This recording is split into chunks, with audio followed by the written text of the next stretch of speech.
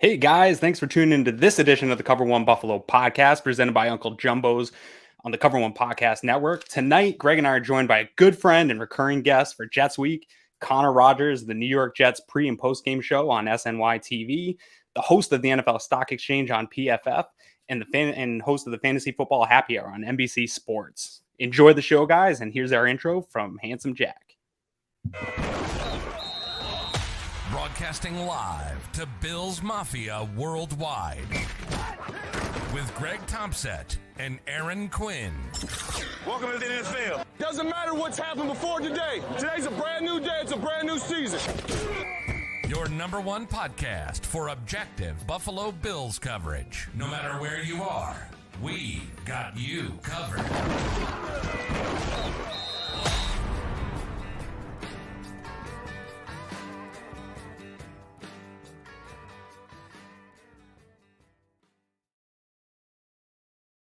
Good evening and welcome to the Cover One Buffalo podcast. You are joining your host, Greg Tompsett, along with my partner in crime, Aaron Quinn. Aaron, I know it's a little bit of a rough day, but how are you doing?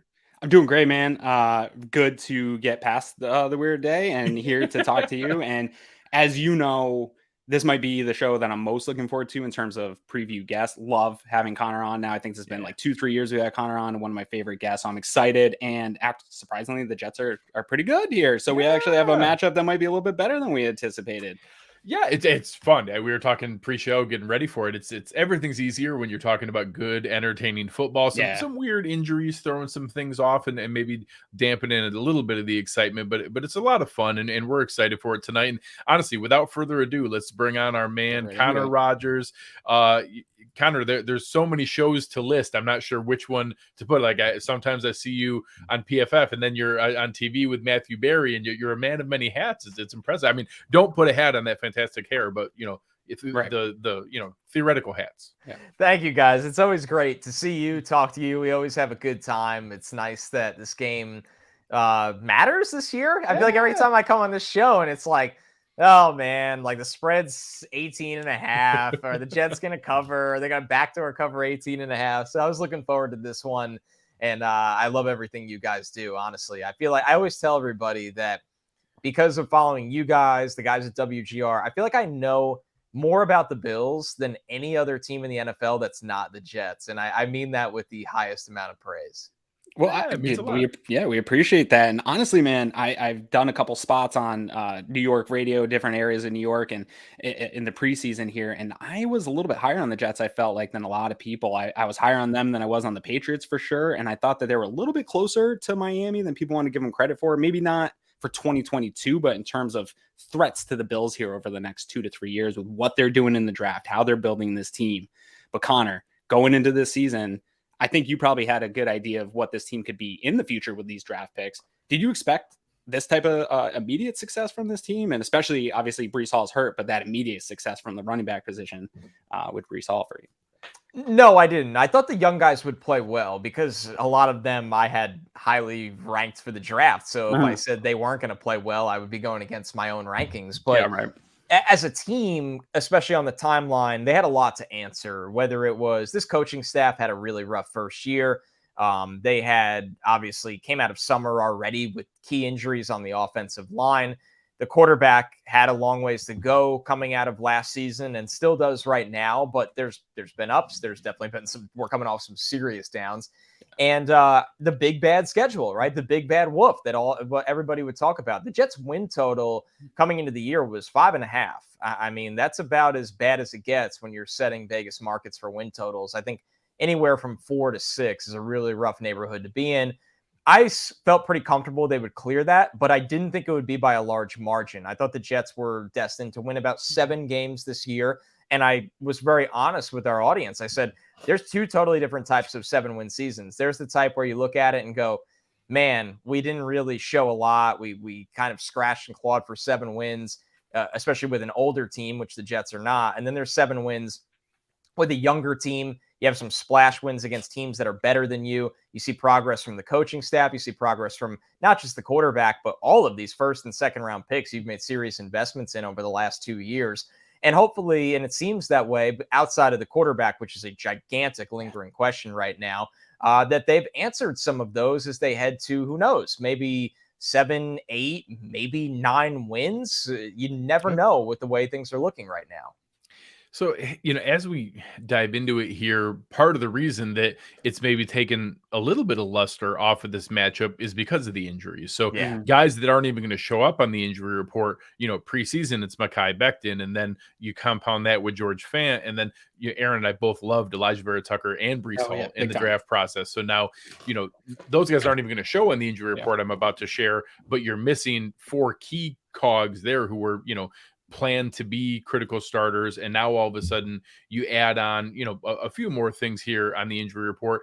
How is that impacting where the team's expectations are? I think we'll get into some of the position specific pieces, but is it dampening some of the excitement, or is it because of the depth and everything that's been added in this roster? Is there still some expectation of the next man up? Ooh, yeah, it's tough. I mean, not to use hyperbole, but it's catastrophic. And it's not even the summer ones, right? Fant's knee has been a problem since he got to camp. And Becton, you can only use Becton as an excuse for so long because Becton just hasn't played a lot. But ABT's I think, the best player on the team. And Breece Hall is not only their best skill player, he's the best running back they've had since Curtis Martin. He was looking like a guy that was going to finish the year as a top 5 running back in the NFL. So, you can't replace those guys. There's no way you don't replace those guys. And why they're maybe more important to the Jets than most teams in the NFL. The Jets didn't expect playoffs this year, right? But one thing that the Jets can upset teams by, and they've won a couple upsets this year. They weren't favored in a game until I think Russell Wilson was declared out for the Denver game. So the Jets had a lot of upsets to start the year, is that they play good defense and they can run the ball with anyone. And when you do those two things, it travels and it works against teams that are simply better than you. Now, the run game, I think, is out of their hands. Losing Breece, losing ABT, piecing together an offensive line. It's not a bad rush attack, but it's not a really good one anymore. So now you're leaning all the chips on the defense, and that's what makes it really hard when you see the Buffaloes of the world, right? That's what makes it. You always go, how can, they asked me this morning on radio up there, can the Jets win this game? And I'm like, well, they're double-digit underdogs. So I don't really think that's a realistic question. I think the question is, how can they steal this game in a perfect world? And now you're leaning on things like defensive scores or defensive turnovers that lead to red zone opportunities, special teams plays, things that are not sustainable. And you're right. That's what kind of dampens the matchup for where the Jets are right now, not where they were at the end of September or when they got hot in October. Yeah. I got a question. Greg, do you have anything else on the injury report? No, I mean, obviously we'll get into some of ours later and some of the pieces that we're hearing reports on and wondering. The big question will be Jordan Poyer. Everybody else I'm expecting to pretty much play here, but I don't love that oblique. We'll talk about that stuff with Milano the side. I don't get to talk about the Jets offense. So before we start getting into the sides of the ball, I do want to ask you a question because some of the, getting ready for this game, I had heard rumblings of, Zach Wilson really needs to start showing it. Like that the clock is on now after that game against the Patriots. Obviously, I don't think the Bills is a good place to have necessarily a make or break game for him. Like I don't game. Buffalo. Yeah, well, maybe you can get a get well game in terms of we've seen people be able to get a lot of statistics, right? Kenny Pickett had a nice day in terms of stats. They didn't do a lot of scoring, but it's still encouraging, I think, for the Steelers to go out there and put together some stuff. But is it fair? One, is Zach Wilson's job really on the line within game to game? And would it be fair to go up to a Buffalo and put it on the line against one of the top teams in the NFL for him? I don't think it would be fair. It's tricky, right? I just don't think they're moving off him no matter what he does in this game. I think that and I guess then how long is that leash? That's a great question because they are publicly saying that he's playing this year unless he gets hurt. And I personally don't believe it's that simple because you have a defense that is performing above expectations, whether they admit that or not. They know it internally that Sauce Gardner was not supposed to be this good already. DJ Reed was not supposed to be this good as much as they paid him. Quinn Williams, huge lead. Good Lord. Quinn Williams is having the best year of his career and looks like the guy that was taking top 5. Carl Lawson's back. John Franklin Myers. Like everything's just working, and that's not guaranteed forever. So it would be a disservice to those guys if this, and this is definitely a hypothetical, if this continued on with Wilson out of the bye against New England and then against the softer part of the schedule, it's a disservice to those guys to not give them a chance with how high of a level they're playing at. So I think the leash isn't what the Jets necessarily say it is, but I do think it's longer than week to week. And then you're right. The Buffalo situation is a matter of you're seeing a really, really good defense, a defense that knows how to rush the quarterback. I am fascinated to see Buffalo. They haven't had Micah Hyde, but if Poyer doesn't play in this game, I'm not saying there's opportunities there, but I'm saying it's definitely better than Jordan Poyer if he was playing in this game. So I think there's, and then Trey White is he officially back? It's kind of weird, right? They are not talking. Yeah. He is activated, but He's there's no conversation. Okay. So he can be active. I will be shocked if he does play. I'll be shocked if it's a full load of snaps. Okay. And they'll take this right down to the wire. They're not going to tell you. They ain't gonna Sure. So, I mean, it's like there's obviously a lot of tough matchups for the Jets offense in this game. And then it's a matter of how much do they try to handicap Wilson? How much do they try to keep the training wheels on and make this just a scratch and claw game as well? So it's so interesting because he didn't really have a summer.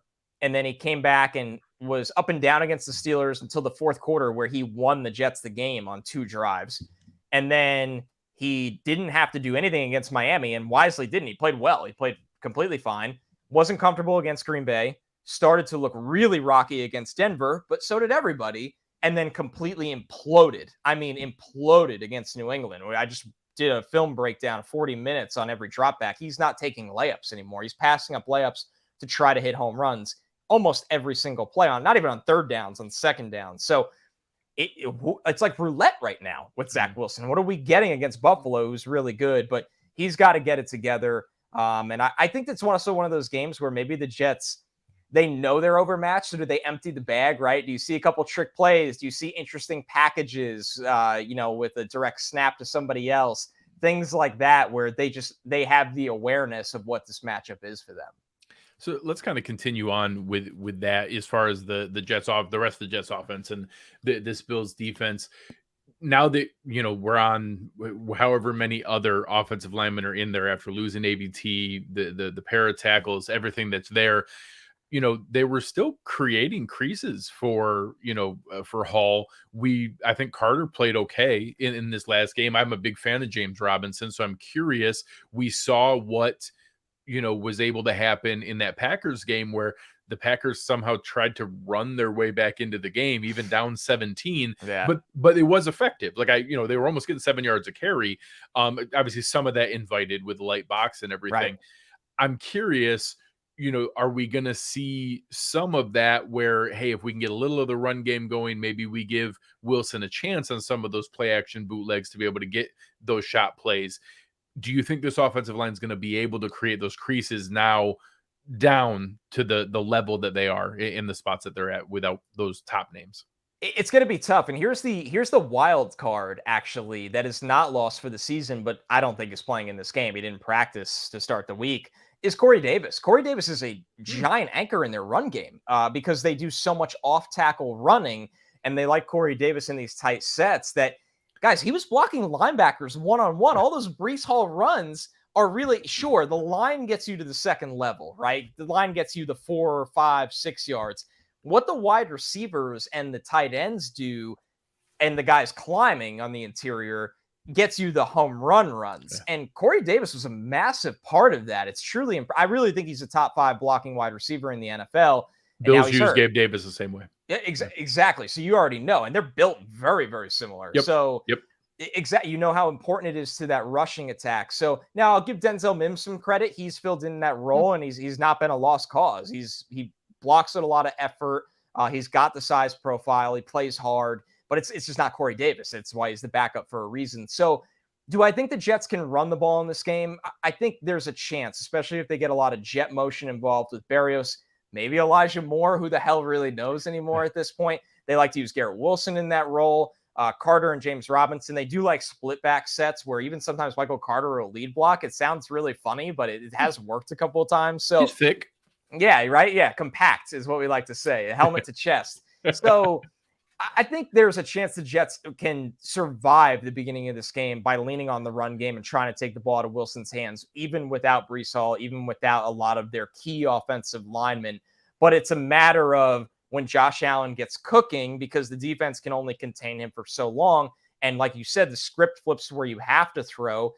I mean, the Packers, you're right. It's just, yeah, you're ripping off 7-yard runs, but is that really a viable way to get back into the game? I didn't personally think so, and maybe the Jets will try to do that because they have the excuse on the table built in. But you're right. When Wilson's going to have to throw at some point in this game, because no matter how good the defense is, you're going to be playing from behind. It's a critical situation of the game. Yeah, and when you talk about some of those weapons, I made the same comments that similar to Aaron did, that I was a big fan of the other 52 on this roster. I wasn't sold on Wilson, and that I wasn't terribly concerned with the Jets as a contender for the Bills for that spot, but that I kept saying, like, hey, at some point, if they get this quarterback right, man, the rest of that roster is really good. The skill positions are really where it comes into play, where there are teams who would love, like, oh my gosh, we can't figure out how to get Elijah Moore onto the field, or hey, CJ Ozoma's our backup tight end. As you go through, I want to talk about Garrett Wilson. I wasn't sure how that was going to go. You have teams, history tells us if you invest a top 10 pick, you're going to go there. But Moore was so good, and still the big money with Davis and signing the 2 tight ends. I've been really impressed with Garrett Wilson coming back, looking at games like, he single-handedly, carried the team in that Browns comeback, being able to just light guys up. Has he, combining your draft work and then what you've seen so far, has he exceeded your expectations, or has he just hit his ceiling faster than you thought he would? I think it's the latter. I think because he was my number 1 wide receiver. Awesome. When he came down, it's Rutgers, but I like seeing guys in person that I really have high expectations for. I saw him play for Ohio State a couple of times, and you can just tell when somebody's different on the field when you're down by the field. And it's a couple things. The body control. Here's the issue, right? And Saleh has danced around this, but he can't outright say it. And that doesn't mean there's not a place for more on this team, but it's not a pass-happy team.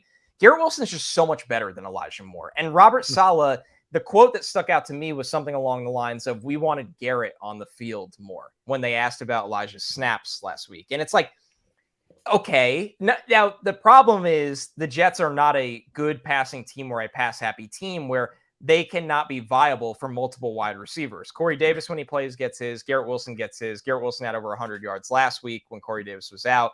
And really, that's it, right? Maybe Berrios gets a screen. The tight ends get theirs. The running backs get theirs. But you're not a pass-happy offense. There's not a place for this other wide receiver that can command, I don't want to say 1A targets, but maybe number 2 targets or 1B targets. And then there's the usage, right? It's a run-heavy team. Elijah Moore is 5'9". How many small receivers can you put on the field? Garrett Wilson's not big. He's 6 feet tall, 180 pounds. So Corey Davis has to be on the field to be the big blocking guy. It just feels like they loved Garrett Wilson so much as a player, justifiably so. Took him and maybe didn't realize the trickle effect on a lesser player, but still a really good player in Moore. And now Moore's really pissed. And he's right about his usage. He should be used better. And he's a better player than what he's gotten shown this year because of the lack of the efficiency in the Jets pass game. But there's also the problem is Elijah Moore being all of the targets for this offense better for the Jets? I don't agree with that either. So you're stuck in a rock and a hard place, but they have put themselves in that position.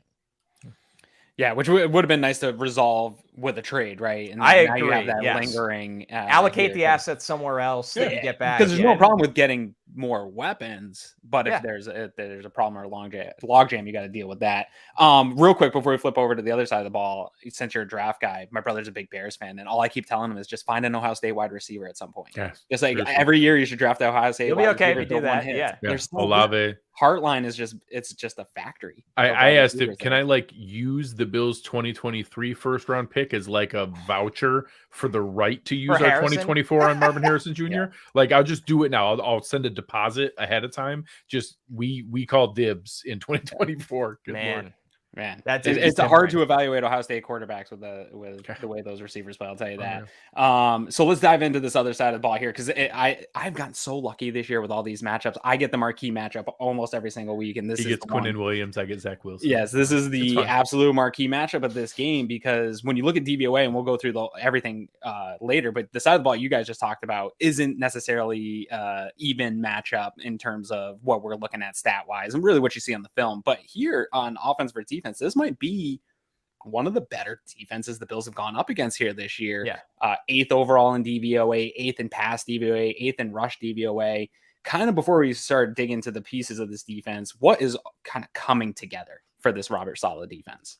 They adjusted in the beginning of the year. They wanted to blitz to create pressure, and that was when Quinn had the viral blow up on the sideline with the D-line coach and everybody. And it was only week 3 against the Bengals. And you watch the first half of that, and they're sending rushers into gaps that's creating clogged lanes where Quinn can't even really have a two-way go or all these things. And it's like, man, you invested, I think, the most money, or at least most assets in the league on your defensive line. You have Carl Lawson making primetime money. Quinn Williams was a top 5 pick. John Franklin Myers makes about $10-11 million a year. Great 5-tech, 3-tech flexibility. First-round pick in Jermaine Johnson. Bryce Huff, quietly, is the best player from their 2020 draft, which is abysmal, as a UDFA. So there's all these investments there, and they're blitzing. It's like, no, sit everyone back and let the front 4 work. And since they've been doing that, and you have to, they always say, right, you have to earn the right to rush. And they've been much more disciplined on first and second down, getting themselves into these third and mids, third and longs, where that front 4 gets the green light to go and attack. And that's been Quinn's feast time. It's been Carl, Huff, and guys, you know this as well as anyone. The only way that consistently works is that you have corners that you rely on.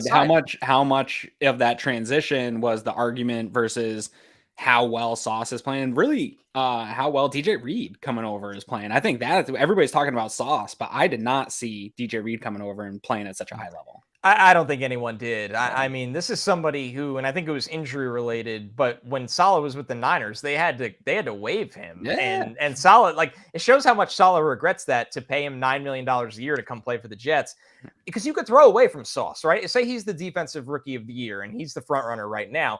That doesn't mean the Jets defense is impenetrable, right? You could throw away from different guys, but DJ Reed's been so good on the other side. Michael Carter is quietly a very, very solid slot player.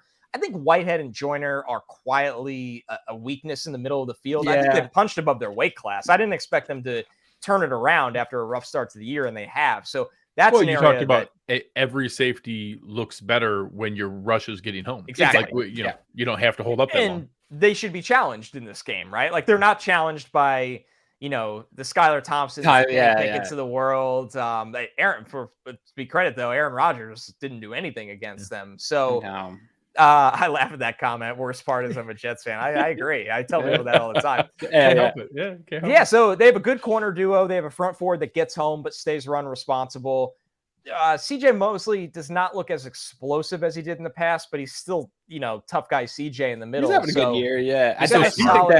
I think that middle of the field, you brought up a great point with the safeties, and I do think the linebackers, even though I like this core, they're vulnerable. But I do think the middle of the field is vulnerable. So, kind of with that, knowing the Bills and knowing their dynamic, kind of for our fans, how do you see Buffalo attacking this Jets defense, knowing that there? I say welcome to the show, Nyheim Hines, and you got to be ready to roll, man. And it's not that the Bills need Nyheim Hines to win this game, but he can be a big factor in this game. I mean, Diggs is going to get his right, and maybe Gabe gets that big play, but I think Sauce and Reed are the first corner duo that can have a shot, right? They go into the ring, and it's like, this could come down to a decision. These guys are going to compete all day. And the Bills just haven't seen a lot of that overall this year, where they have to go to the third weapon, right? Or the fourth weapon. And as we saw with the Jets defense against New England last week, New England didn't have a ton of success, but Ramondre Stevenson ate them up. New England ran the same rub pick play all the time, or they just dumped the ball off to Ramondre, and he made a guy miss and churned off 8 to 11 yards, play after play after play. So I look at Motor and Hines in this game and think that, man, of course, Diggs is always going to be your number one option, and Gabe is going to be looked at too.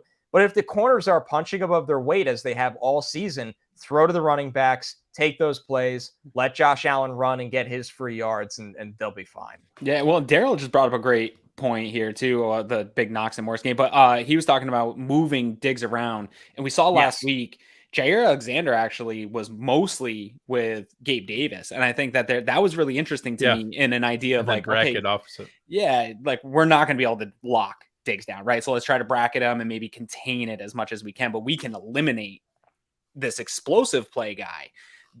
That might be something that teams look at and say like, hey, if we can eliminate those giant plays by Gabe Davis, Gabe Davis isn't going to get 9-10 targets in a game, but he can get 3 or 4 big explosive game changing ones. If we can slow that stuff down, then maybe we can force the Bills offense into 9-play drives, into bigger drives that we can make a mistake because they're playing sloppy. I think Sauce against Davis and then giving Reed some help against Diggs makes a lot of sense. It does. So what do you think? Do you think they would take that Packer approach, or is it going to be Sauce on Diggs all day? They don't move their corners very much. So which scares me because I would rather have one of them travel with. If Diggs gets moving into the slot, that's going to create issues for the Jets. So they have to be flexible in that regard. And it's funny, Green Bay did the same thing. They had Jair trail Garrett Wilson all game, and it created a lot of throwing issues for Zach because Garrett's his guy. That's his 1A, and Jair, in opposite of the Jets mold, they had him trail. So I'm curious, do the Bills look at it and they go with the confidence and say, well, nobody's challenged Sauce yet. We think he can on the outside and just be themselves. Or do they move Diggs around, which they probably do. It's the smart thing to do. Get him matchups against Michael Carter, get him better matchups against zone, and go that route as well. But they should, but I don't think the Jets will move their corners in this game maybe until it's too late. I haven't seen them do that very often. Yeah. We wondered that last week too, because like you said, you saw Jair Alexander trail Garrett Wilson. We kind of expected it all game with Diggs. He ended up matching up with Diggs 3 times in the entire game. Wow. So it's after all that before the game, lots of talk, all that talk, and then three snaps, and actually a lot of talk after the game still for 3. But anyway, whatever. Wide receivers and corners, man. Yeah, honestly. It's they be good podcasters. I'll tell you I said to Greg, like, there's nobody in the world that puffs their chest over doing nothing than NFL corner. 100%. Like a bad throw, and they're just see that overthrow. That's me. Unbelievable. 100%. Yeah.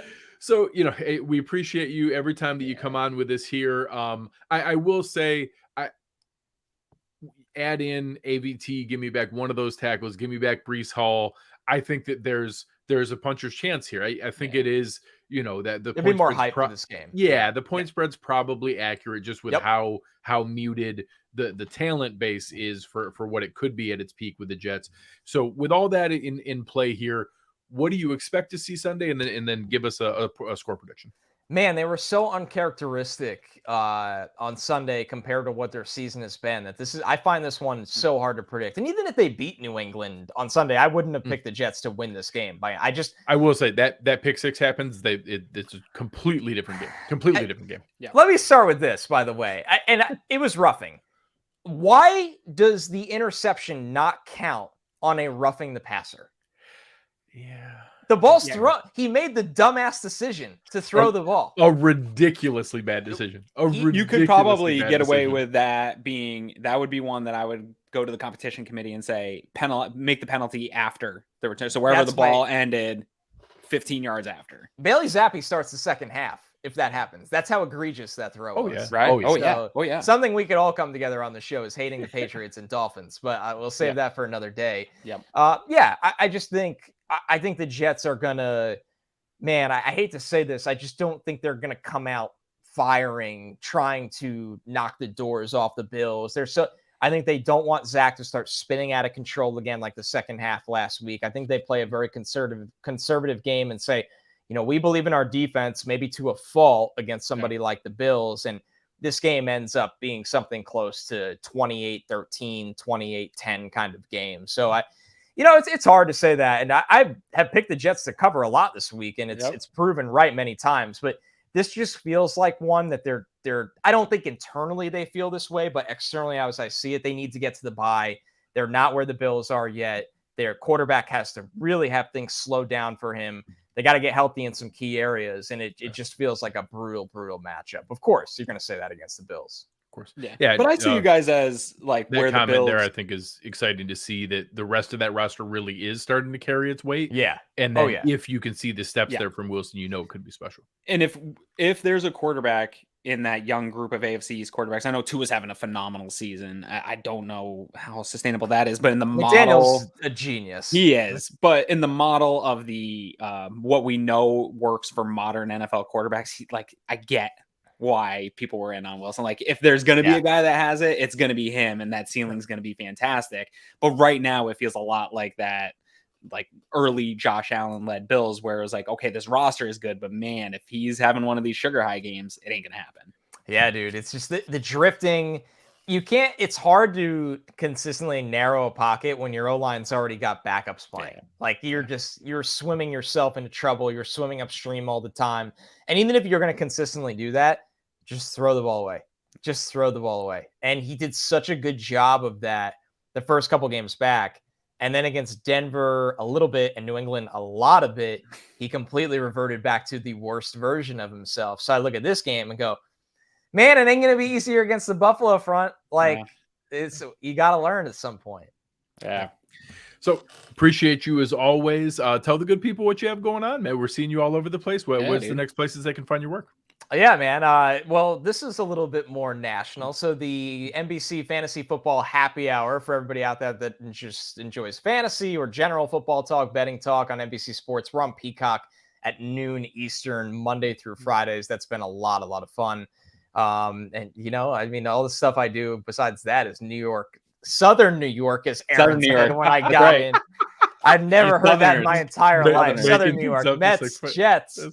Some Bills fans are Mets fans. I've come to learn. There's a couple. There's a mix. They're of out Mets there. And Yankees, WGR, Howard Simon, the host of the morning show, big Mets fan. Yeah, perfect. Yeah. So there we go. I do a ton of Mets stuff, including the Mets pod for SMY, it's like my chance to breathe away from football. It's really just for fun. But I always appreciate you guys having me on. This is genuinely my favorite show from the opposition that I do with any team during the Jets season every year. So I always look forward to it. And I know we'll have some interesting conversations when the Jets have to go up to Buffalo. For sure. No, we appreciate it, man. Always. Make sure you guys are checking them out. We'll put everything in the show description here. You can find all the awesome places to be able to watch Connor, and we couldn't agree more. One of our favorite guests to have on every year. And like I said, Aaron brought it up earlier.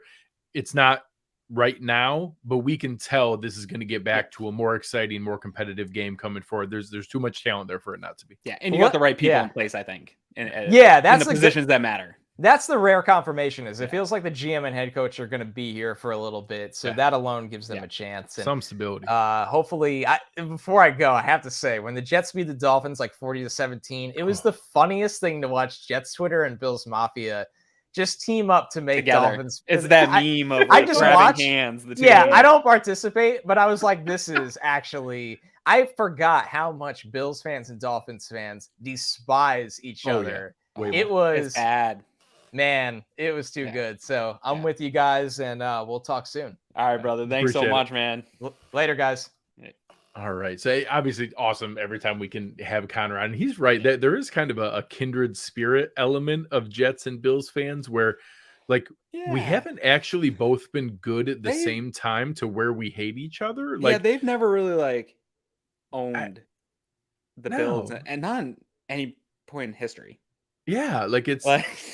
It's not even with the Rex years when they were really good, and the Patriots still were the correct problem. and in their run, the Bills weren't all that good during that run either. It was there hasn't been a time where we were you have the Bills and Dolphins because Kelly and Marino, the teams were good at the same time, and although only in the playoffs that one time, but still fighting for the division, and it mattered. There just hasn't been that time. So I don't get me wrong, I don't like the Jets. I like poking at the Jets, but I don't have the same level of hatred as I do for the Dolphins or the Patriots. They're in the power rankings, they're last. Oh yeah, for sure. Distant my hatred. Distant third. Yeah. So before we get into all the other fun things that we have going on here, we're very proud of all the work that we have going on. And one of the things that we're most proud of is what we've created with our OnePass membership. Make sure you guys are checking it out. So much good content, everything that you guys can do. You get an awesome t-shirt that you see here on the screen, cool decal. We actually just sent out our second batch of those, about another 100 of those going out to people to be able to get those. So we're so excited that we've had so many people come and support us, and more than we're even prepared for, to get them out to everybody in time. So exclusive members only content, in-depth analysis. You could go and take a look on unlimited devices, get a part of our Cover One community, which is awesome, on the Slack channel, and where we got to meet awesome people like our awesome producer Chris Kepner is just finding and learning more about the people that we work with. And it's a way that many folks have come on and be able to support what we do and bring you guys more things to be able to keep creating the content that you love. Yeah, you nailed it, man. It's the one way that keeps Cover One going for you guys and keeping the content going. And it's a great community to be part of at the end of the day. So our next one here we're going to get into, for anybody who didn't check it out, make sure you look. Yesterday, Aaron and I gave everybody a quick reaction to the trade deadline as it happened. But ultimately, the Bills added 2 nice pieces on top of bringing Trey White back. They traded for Dean Marlowe back from Atlanta, only gave up a conditional 7th-round pick, and then traded Zach Moss and a 6th-round pick down to Indy to bring back Nyheim Hines. We were very excited about it. I even loved some of the comments today, and I won't lie, like watching some of the highlights and some of the Eric Turner put together an awesome string of videos. I didn't realize quite how fast Nyheim Hines was. And we even got that comment from Josh Allen where they said during practice, there was a play where he ran and took off and kicked it into gear. And he looked over to Stephon Diggs and was mouthing like, oh my God, I didn't know he was that fast. Yeah. And it's pretty incredible. And I know one of the folks that we love watching all their content is Pat McAfee. And this was Pat McAfee's live reaction yesterday after the Nyheim Hines trade to let you know what kind of person we're getting and the impact that he thinks he's going to have. Let me tell you about Nyheim Hines as a Colts fan.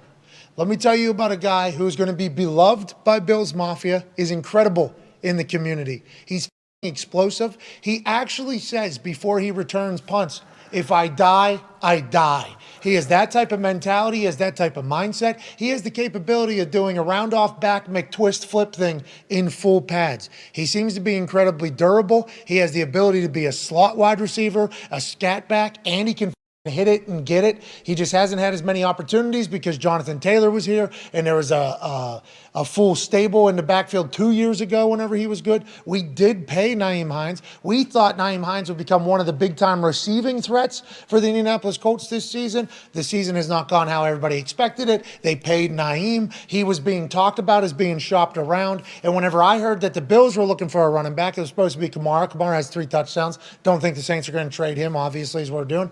I said this morning in the kitchen over there, if Nyheim Hines goes to the Bills, nobody's going to talk about it, but Nyheim Hines is going to become a weapon for the Buffalo Bills. If he has any space at all, he's gone. Hits it, gets it, fast, beloved. We're going to miss him in Indy. I don't know what messages to send in to the entire Indianapolis Colts fan base. I don't know what this means for the future, but I do know I'm happy for Nyheim Hines going to a playoff contender, a real threat, and Bills Mafia, you're going to love this dude. He is awesome.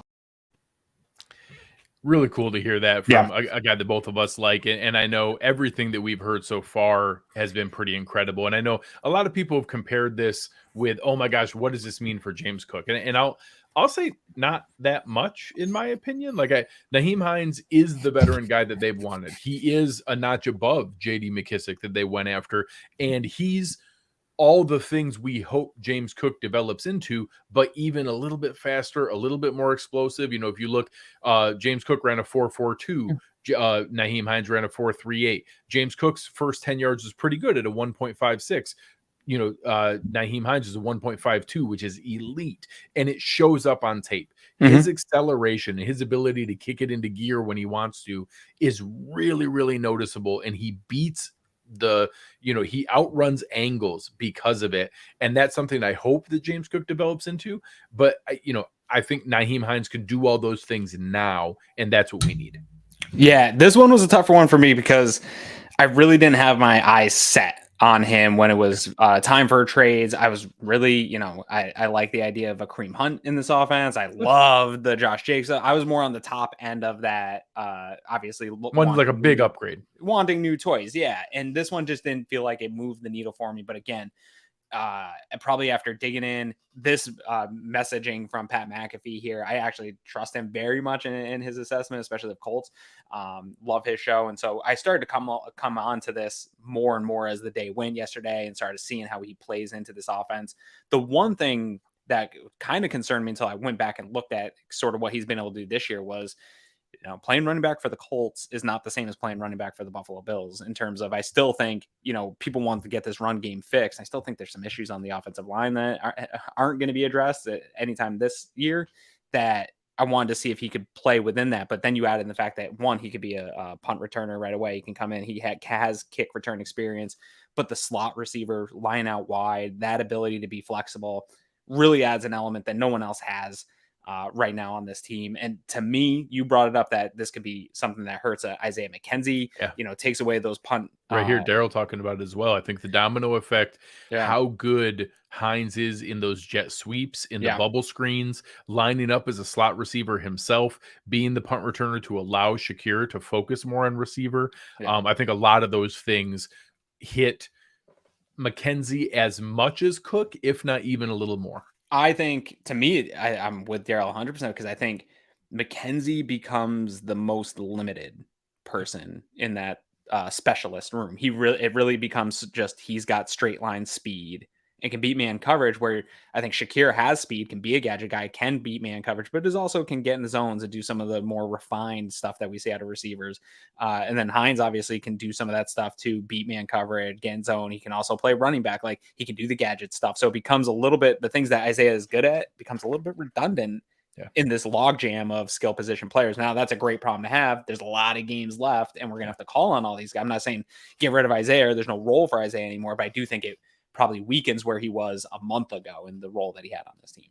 Absolutely. Yeah, I think that it's a really smart way to approach it. And I never wanted to depend on a rookie in this offense. I was hopeful that we'd see more, and we did see flashes from James Cook last week. So I'm still very much looking forward to what his future is, but I'm excited that we have a guy who is a fully formed, ready to go veteran in his prime right now in that exact same role that we were looking for. And the punt return, because as good as Shakir has been, McDermott, that's a lot for a rookie to take on. So not even have to worry about the punt return role. You have a good vet presence back there. That's a huge win. And one last piece here, I was really impressed with him. I had never heard the man speak before. Right. Just like I don't listen to pressers for every other team that we listen to. No. I was super impressed with Nyheim Hines today. And here's a short clip of some of the things he shared. I'm super and thankful for this opportunity. It's a high-powered offense, and I just want to help this offense become more high-powered and bring some sort of speed and versatility to this offense. We got a lot of great playmakers, and I hope to be a guy who helps. I believe it's a perfect fit. I think, the offense is looking at it over the years. When my agent kind of told me, I watched some over film, I was like, I can see it. Quarterback who can run and gun. He makes plays when plays break down. I even like the run scheme. So they run their running backs inside, outside. So I thought it was a perfect fit. So I got to make it fit now. I'm comfortable. I'll do whatever they ask me. Just got to learn the concepts first. But once I learn them, I'm really comfortable. I'll know what to do. I know I can win on routes. I feel like I've proven that over the years. And we got a lot of great ball catchers. Hopefully I can get in the rotation, get in the mix, and touch the ball a little bit. But like I said, my goal is to come here and help this team win a championship and do that in any way possible, even if that's not touching the ball at all. One last piece here, Spin asking a good question here on I have not heard what the conditions are. Yeah, I don't know. Pure guess. My guess is that he stays on the team. So he has no guaranteed money in his contract. So the Bills could cut him after this year, have no other cap restrictions. My guess. So it'd be roster next year. Yes. If he's on the roster 5 days into the new league year next year, they get a 5th rounder instead of a 6th round. So which, if we're keeping him and the rest of his contract, and it's right there around $4 million and change, it's about $9.6 million in the next 2 years with a couple roster bonuses. He gets a decently high per game roster bonus. It could be a little over 10 million. So about a 2-year, $5 million a year deal. If they choose to keep that, they can also restructure it, extend it, all kinds of different things to play with it. If they choose to keep that, that's worth a 5th round pick.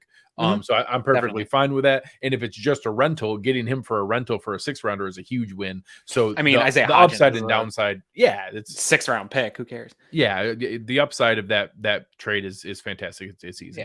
Yeah. A lot of comments in here. I do think that people were getting excited about this new toy. To me, it's very much Motor Singletary and then the rest of the splits. I still want Motor Singletary being running back 1 in this offense. And especially in a weekend like this, I think there's going to be some opportunities to get some physical presence and going against this defense and getting this run game going. And honestly, I know it hasn't worked out and DVOA doesn't look great for the Bills rushing attack, but when I turn on these Bills games and watch Motor, the running game is an issue in terms of the efficiency overall, but Singletary's actually played pretty well. Like, he continues to just do his job and be pretty consistent for this team. And, that kind of roster cockroach that just can't seem to get rid of this running back 1 job. And every time I see him playing, he's doing well. So kind of talk about the top end of this running back room and how that Hines deal impacts Motor. Yeah, I think that it's, still a 1A, 1B. I will say Hines is a better 1B than we've had. So I don't know that it's going to be maybe some of those games where it was like 80-20 Motor, where he was like the guy and the only primary. And some of those stretches he had in games where it was like Motor is on the field, 20, 30 straight snaps and things like that. We're not going to see that anymore. Hines is going to be a part of this. And I will say maybe for the first time, the Bills have been pretty consistently like a drive by drive rotation for running backs. You didn't see a lot of like situational. I think that might pivot.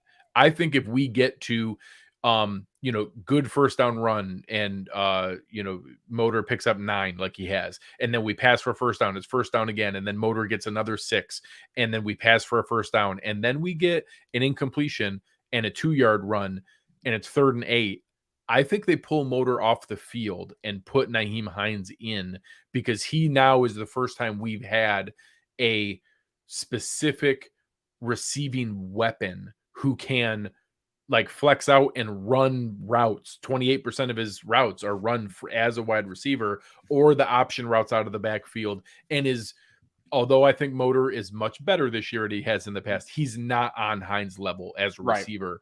And that is more of a weapon there. So that's the one thing I think may shift, is that I still think it's Motor 1A to Hines 1B. I still think he gets well more carries. He's not going to lose all of his catches. The one shift I think we might see is you may have Hines come in mid-drive situationally, and we haven't seen that before. Yeah. No, I mean, they've been looking for that third down type back, that James White, what they wanted offense back. Yeah, they've been looking for that. And he does seem to fit that role well. But yeah, my worry is I do believe, and Bean kind of talked about it, like Motor's the kind of guy you got to get him to work to get him going. You need to get him lathered up. You got to get him lathered up. That's a great way to say it. And it's true. Every time I've watched him have his best games, it's the more he gets going, the more that production comes. So I'm interested to see how it all plays out. So one last piece here as we go forward, getting into the matchup itself, and maybe going back a little bit to the injury report. Let's talk through who we expect to play a little bit. Oblique injury for Milano. Obviously, we saw Poyer out there stretching but not participating, and a really heavy like Frankenstein brace on his arm. Like, it looked a little sketchy. His back too. Yes. And he said that he heard a pop that, that doesn't sound great. So I'm going to say I don't expect us to see Poyer this weekend. I won't be shocked if we're conservative with Milano, although I think he might play. I think Trey might get his foot in the water this weekend, but I'm expecting like 20-30% of snaps. Where's your head on those guys? I don't think we're going to see Poyer for a little bit. I think that's going to be something that they just massage here a little bit over the stretch, trying to get him back in time. Trey, I don't want to see Trey play in this game. And it's because of probably really nothing except for I've heard and seen that MetLife's turf is terrible, and it's not a great place to come back from an injury, and I want nothing to do with it. But no, it's really, I think, they talked about the ramp up for him and not having that off season. And we do know when you come back from these types of injuries, there's lots of soft tissue issues that can flare up, other injuries sort of supporting the leg differently. So I think they're going to be ridiculously cautious with him going forward here. And so I'm not going to go out and think that he's going to get in any type of active role here this weekend. But I would like to see Trey White come back sooner than later, but I think they're going to continue to remain patient with him. Yeah. And I know Spin here saying that Poyer on his podcast said about going to get a second opinion.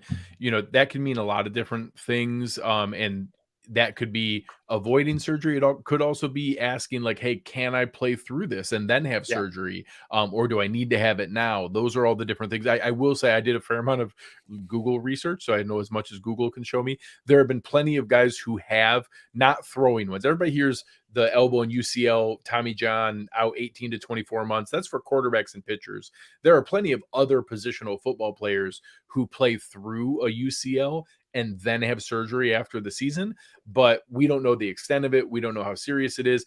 And, we're kidding ourselves if we're not, there's a lot of decisions. Yeah. Jordan Poyer's coming up on his last chance to cash in on a contract here. He needs to make sure that he's putting good film out there. He's fully dedicated to this team. He wants to win a championship, but there are other factors in play here that he needs to make sure. He can't be in a position where he makes it worse and where he can't play again or, injures himself from a career standpoint. So he needs some reassurance that, hey, if I fight through this, because I'm sure he wants to. We know enough about this man. We're sure he wants to play through this. He wants some reassurances from these guys that, hey, if I play through this thing, am I going to be okay to get it cleaned up after the season and still play again and be okay and get that one more contract I want? I would want those same reassurances too. For sure. I think the lure of a potential for a Super Bowl, he'll never get closer than this, especially if he's going to go somewhere else. We know he wants a member of the Buffalo Bills. Yeah, you're going to want to win a Super Bowl with this team. Real quick, I want to pull up a comment here, and this is nothing against. I'm a big fan of Joe Marino. I listen to him every single day. I love Joe. Nick G here saying Poyer said day to day. Joe Marino said week to week. I heard Bean talk about day to day. No offense to anybody. I really don't. Ian Rappaport said week to week. Yeah. Honestly, on a story like this, I don't actually care about anybody's opinions until an actual injury notification from Sean McDermott spotting him in a certain spot, because Sean McDermott is going to be the one that gives you the actual news of where he's at with this. And then we can have Greg interpret the McDermottisms for us. But Brandon Bean has the inside information on what's going on, but he doesn't have to give you the right, accurate information on that. And anyone else is just guessing at this point. And I can make a educated guess that Ian Rappaport got an update from Drew Rosenhaus. Sure, I can make an educated guess that today, Brandon Bean, they don't have that second opinion. Jordan Poyer has not day-to-day until another opinion. Yeah. So it's day-to-day until we get that second opinion. He was out there on the practice field with a brace on. Like, that means that it's not, we can tell, I can connect the dots that Jordan Poyer was out on the field with a brace on, going through stretching. That tells us right now it's not already season ending. So we know that it's a possibility that he could play. So the range of things between there until they get that second opinion, until a decision is made, no one knows. Like, new information will be presented that can change it. So no matter who talked about it in what capacity, no one, everyone's guessing right now, including Jordan Poyer and including Brandon Bean, none of them have all the information because he's going to see another doctor for a second opinion. Yeah, so this could take a little bit of time here with the game week. Like, we might not know until midweek next week on what his ultimate decision is going to be here. Yeah.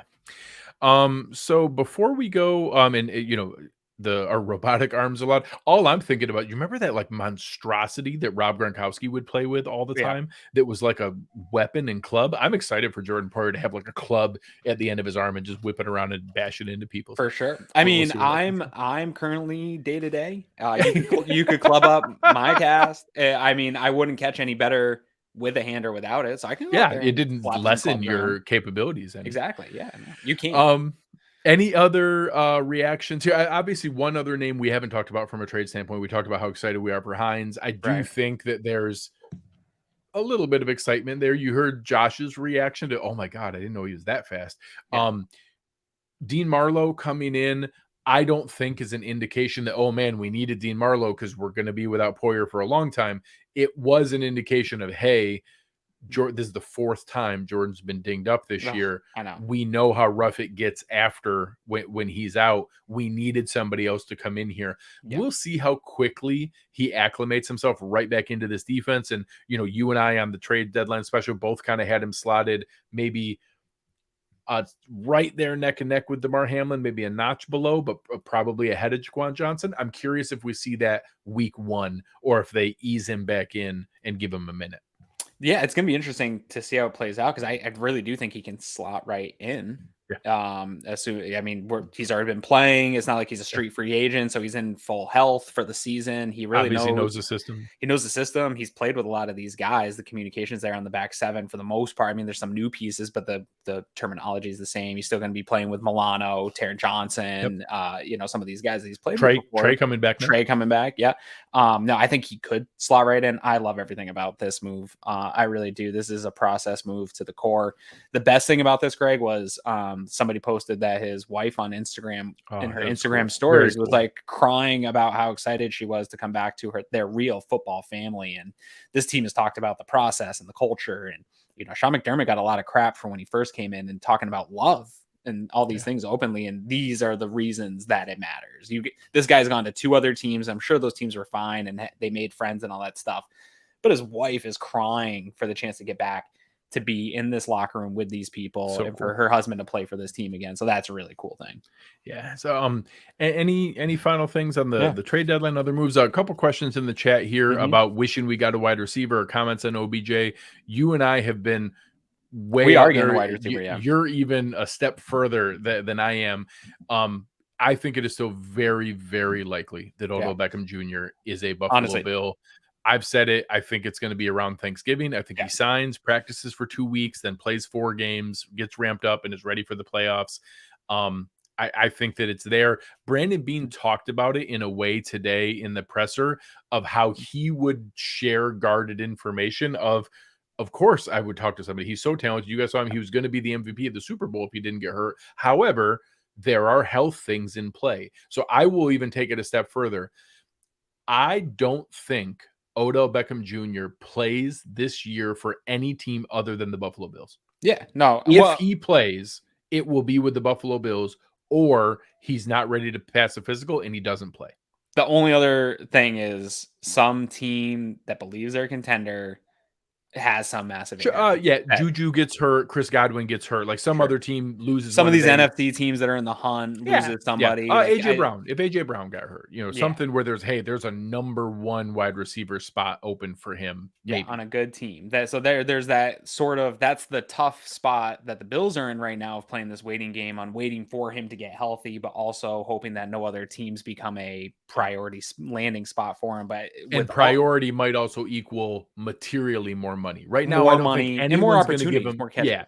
No one's going to give him a bag of money in 2022 because nobody has that kind of cap space. But teams could, give more money and maybe be like, hey, we're so desperate, we'll guarantee 2023 money at a bigger number. I actually went through and did a whole breakdown. The Bills can be sneaky here. They can do a pretty cheap deal in 2022, which I think everybody's offering a pretty cheap deal in 2022, but they can offer a 2023 deal where so much of it is not likely to be earned incentives because he's going to play 4 games. So you can give him like, hey, you get an extra $2 million if you get 20 catches, and you can get an extra, $1 million if you get 300 yards, because he's not going to get that in the last 4 games of the season as he ramps back up. So anything that's there means it's not likely to be earned, which means for 2023, they wouldn't pay it until 2024. So they could kick that can way down the road, have him for this run and for next year, and not really pay for much money at all from either year. Yeah. And you know what also makes me think I'm in on this even more? Trey White was asked about it today, and he's like, I've sent him so many I think he said 27,000 emojis trying to recruit him. And, we've also commented on Von Miller has outright guaranteed it. And he doesn't do that kind of stuff. And he's got such a respect for the league and Brandon Beane and the other players. And he understands the business and all this stuff. Like, he knows putting this kind of thing out there could impact Isaiah McKenzie, could have an impact on the other guys in the room. And I don't think he would do that to a team that he knows is on the path to the Super Bowl if there wasn't something actual legitimate Important comment here from Brian Cook. I'm not going to talk anymore until you guys stop and go hit the like button. It's probably not true. Greg can't. It's right. I can't help myself talking.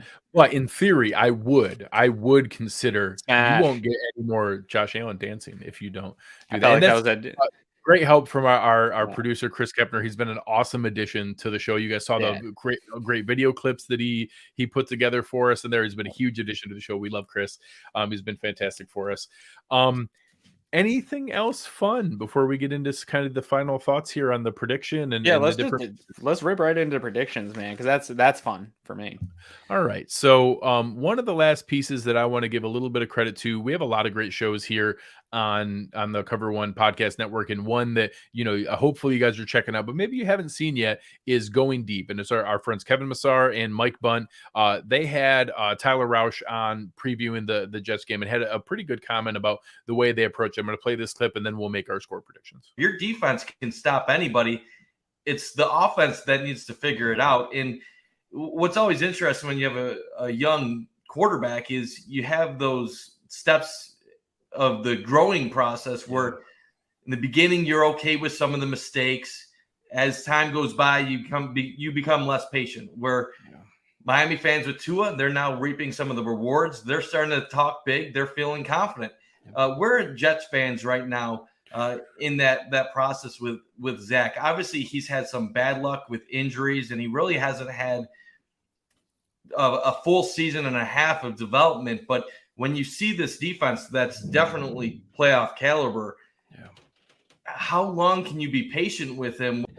Dolphin fans are funny because they hated Tua. A year ago, they wanted to ship him out and get rid of him. Now he's the savior, and they love him, and they never, it's funny how that works. But Zach Wilson fans are frustrated right now because the way he played was inexcusable. The interceptions he threw were inexcusable, and he actually hasn't played well in 3 weeks. Like, they were winning with 100 yards passing, but the passing offense has been awful. He's not sprinting it around, not making easy throws, doing all these things. And now the blueprint to beat the Jets is obvious. Stop the run and dare Zach Wilson to beat you. Can he beat you consistently? He'll make his one splash play. He made the big throw to Garrett Wilson, 54 yards. Looks like a great throw. Here we come. And then it's like he'll bounce a screen pass. He'll make he gets erratic, gets inconsistent. And then the other question is, what's the offensive line going to be? Like, they're hurting everywhere. They're not getting George Fant, Max Mitchell back till after the bye. So then it's a makeshift offensive line with defenses that are going to dare you to beat them. And it's not easy, man. And right now they elevated Mike White to number 2. A lot of people, like me included, I thought Zach should have been benched on Sunday after the 3rd interception. I would have took him out because it's haphazard play. You got to hold somebody accountable. They didn't, but I think this Sunday they will. If he plays the same way he played last week, this week, you've got to pull him. Because the defense, who's playing their asses off for you, and be like, dude, what are you doing? Like, we're giving you the ball back. Like, you can't keep playing like that. So he's got pressure on him, man. So I wanted to play that clip because it's exactly how I feel about this game, and that I think their defense is similar to what we talked about with Green Bay. Like, they're good enough to not let us just rip through them. Not that we can't put up a 40 burger. We can do that on anybody, but I don't think it's the most likely outcome that we just destroy this defense. Quinn Williams is going to be a problem. You're going to hear his name. He's going to cause some problems. Sauce Gardner really is good. No one's going to shut down Stephon Diggs, but he's playing really, really well. He's going to influence things. We're seeing contributions from this defense where I don't think that they just destroy this team and keep scoring every single drive. But I just don't think this offense can do much against us. I don't think they're going to be able to put up enough to make it matter. There are enough players that I don't think we shut them out. I think they get a big play here or two. I think they score a little bit, but I have it 34-17. I think the Bills are going to, maybe start a little bit slow, but eventually wear them down. I think Diggs wants to maybe show a little something with the way Sauce Gardner was talking before the season and has been talking since then. And I think that we see a pretty comfortable, controlled game that's never really in doubt, and maybe a garbage time score at the end from the Jets. But I got it 34-17. I think they hit the over, and I think the Bills cover.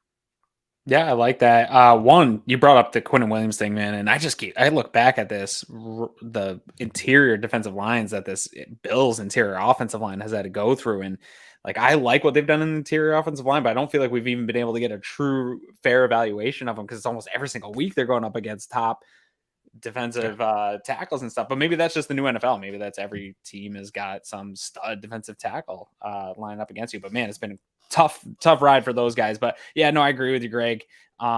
This team's tough for me.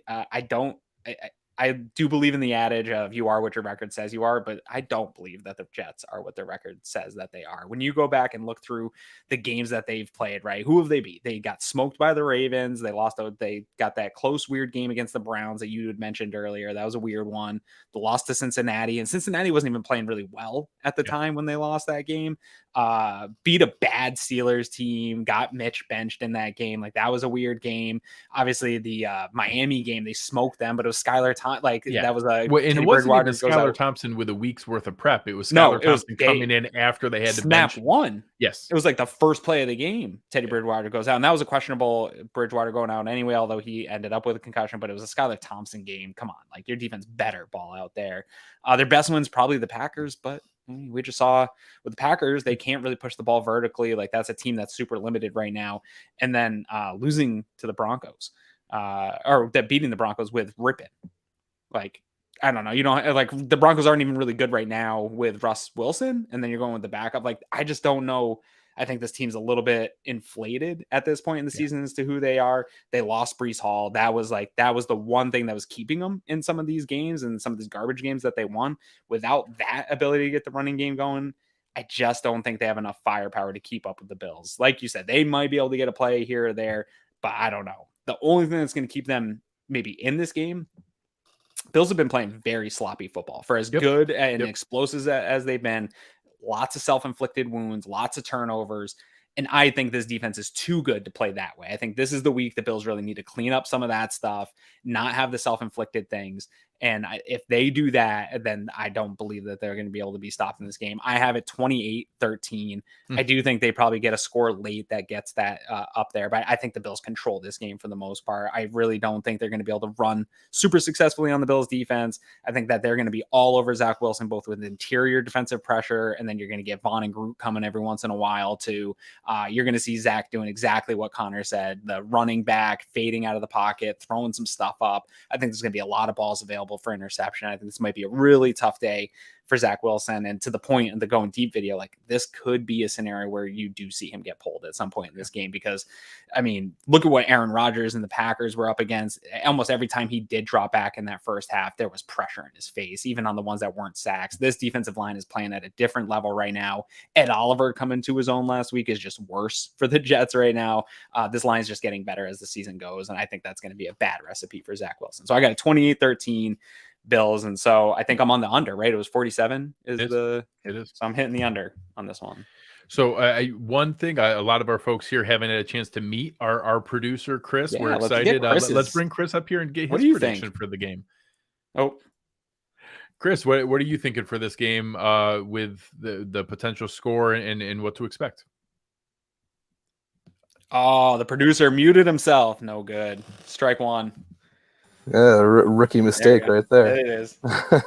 So these Bills and Jets games tend to go one of two ways. It's either like last November's game where it was 45-17, the Bills just destroyed them, or it's like 18-10 or 17-16. And, you know, the Jets usually have a good defense. The Bills have been favored against them. Sometimes it's just an ugly game, and I had been thinking it was going to go that way until I saw the Packers game last week. Now I think the Bills are going to be on a mission to show that they can play a clean game. I'm going to go 45-13. I love it. I do think you're spot on that the Jets are going to pay the price for the Bills' second half sloppiness against the Packers, and that unfortunately it is like when Dad comes home from work and he's had a long bad day. It's not a good day to be home. But just want the fans to be able to meet Chris. He's been an awesome addition to the show, helping us out a ton. All the videos and clips you see and bringing up. If you make good comments, he's the one who chooses to bring you up onto the screen. So say nice things to Chris so he can bring you up.